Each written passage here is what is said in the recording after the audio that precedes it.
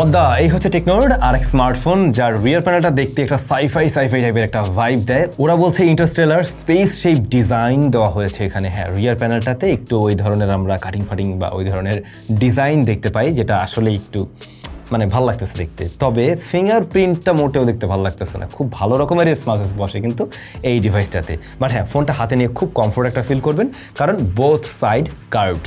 That's why হাতে নিলে বেশ কমফোর্টেবল একটা ফিল দেয়। খুব বেশি ওয়েটের না, মোটামুটি লাইট ওয়েটের। রিয়ার প্যানেলের ক্যামেরা সেটআপটা দেখতেও কিন্তু খুব দারুণ লাগছে। একটা ফিউচারিস্টিক একটা ভাইব ক্রিয়েট করছে এই জায়গাটাতে, এবং ফোনটার থিকনেসও বেশি না, স্লিম একটা ডিভাইস। আর এখানে আমরা প্রসেসর হিসেবে পাচ্ছি একটা 5G চিপ, Dimensity 7300 রয়েছে। কিন্তু এখানে কোম্পানি ক্লেম করছে পাবজিতে আপনি 90 FPS পর্যন্ত পাবেন। তবে আমরা চেক করে দেখবো আসলে সেটা লকড অবস্থায় দেয় নাকি জাস্ট সেটিংস থেকেই সেটিংস করা যায়। যাই হোক, সেটা ফুল রিভিউতে অবশ্যই জানবেন। বাট ডিসপ্লেটা কিন্তু বেশ ভালো। অ্যামোলেড প্যানেল রয়েছে, 144 হার্টজ পর্যন্ত হাই রিফ্রেশ দেয়, এবং অবশ্যই এটা একটা কার্ভড প্যানেল। কার্ভড প্যানেল আপনাদের কাছে কেমন লাগে কমেন্ট করে জানাবেন। পার্সোনালি আমার কাছে কিন্তু কার্ভড প্যানেলই এখনো বেশি ভালো লাগে। অনেকের কাছে আবার এটা হয়তো ভালো নাও লাগতে পারে আর কি। আর এই স্মার্টফোনটা রিয়ারে 64 মেগাপিক্সেলের main camera and front facing ক্যামেরায় 13 মেগাপিক্সেলের শুটার আছে। 8GB র্যাম অ্যান্ড 256GBতে এসছে।